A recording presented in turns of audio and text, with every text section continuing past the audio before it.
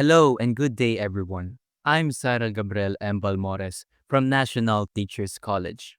And today, we're going to be talking about something that could literally save lives, but is barely talked about in school. And that is road safety education. Did you know that every year, thousands of Filipinos fall victim to road accidents? Some behind the wheel, others simply at the wrong place at the wrong time. Whether it is a sudden swerve from an out of control vehicle or the absence of proper road awareness, these incidents often results in injury or even worse, death. Based on the data given by the World Health Organization, road accidents are one of the leading causes of injury or death among young Filipinos. Yet, despite that alarming statistical fact, road safety education still remains a neglected part in our national curriculum. Now, let me ask you this question. How many of you were formally taught the rules of the road before you even cross a road or rode a bicycle to a busy street? For most of you, probably none, right? Now, this brings me to my point. Road safety education is a life necessity and should be mandatory in secondary schools. Why? Bakit ba? Because ignorance kills. Having a lack of knowledge in traffic laws, poor road disciplines, and minimal awareness can cause a young person to mindlessly operate a vehicle or make a dangerous decision on the road without them realizing that they are actually endangering and putting the lives around them at risk. I mean, have you ever ridden a motorcycle before as a passenger because your friend insisted on strolling around and insisted on buying something? I'm sure that one of you can relate to this scenario. Because my point here is the convenience of a vehicle can give to a person. Some young Filipinos often use it as a mode of transportation, whether they are tasked to buy something or inuutusan ng kanilang magulang even without a formal knowledge of road rules or even a license. A simple saying of be careful on the road and don't go too fast by your parents isn't enough to let a young person operate a vehicle without them having proper experience and a license. For this example, other countries like Germany, Japan, and the United Kingdom are well aware of this issue. In this nation, road safety isn't just a minor ordeal to them. It is a standard and part of their secondary education. Their citizens are taught early on as students everything about traffic rules, responsible commuting habits, and practical road behavior long before long before they're even old enough to apply for a driver's license.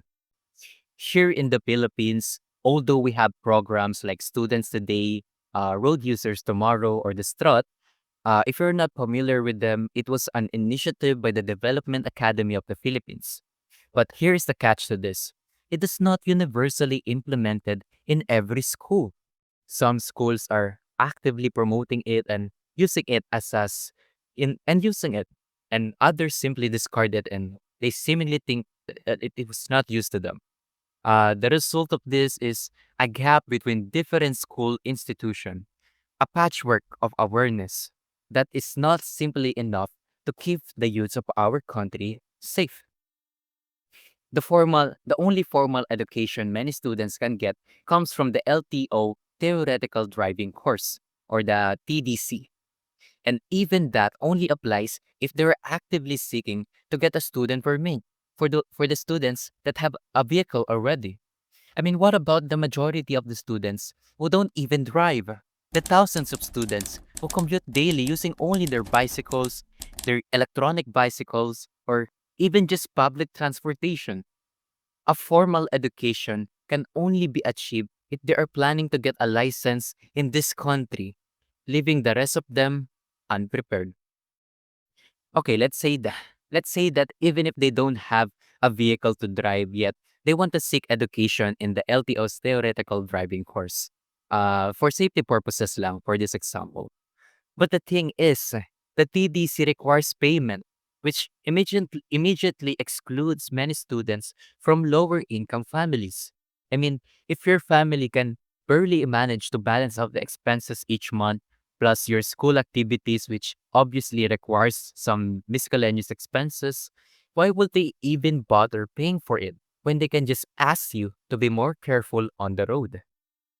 And so, the educational gap widens, leaving the most vulnerable, our youth, exposed to the dangers of our roads. And now let's look at the countries that are actually aware of these public issues. For this example, again, let's use Germany and Japan and UK. Germany and Japan incorporate both theoretical and practical road safety education. And in the United Kingdom, they include it in their personal, social, health, and economic, PSHE for short classes. These countries have managed to create safer, more disciplined young road users, and it is no surprise that they consistently rank among the top in global innovation and safety indices. And meanwhile, here in the Philippines, we continue to battle reckless driving, jaywalking, and rampant disobedience of traffic laws. And while I'm not saying that the young Filipinos are also the major causes of this issue, I am saying that they are the solution to a better future on the road. If only we are going to equip them with the valuable knowledge early on, we'll see a generational shift in road discipline, awareness, and responsibility.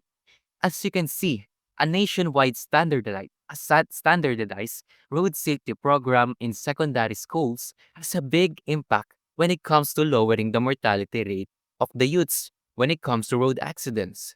Equipping students, no matter their background, their religion, their economic status, with the knowledge they need to navigate our roads safely. They will learn all about pedestrian safety, traffic laws, and commuting responsibly, which is a life necessity, all before they even set foot in an LTO's office. And that is the vision we are aiming to accomplish here: a generation of informed, responsible, and safe road users. Because road safety education isn't all about just passing a test or getting a license. It is a life skill, one that can save lives, reduce injuries, and promote a more disciplined society and change the course of our future one student at a time. Thank you all for listening once again. I'm Xyrell Gabriel and Balmores, and goodbye.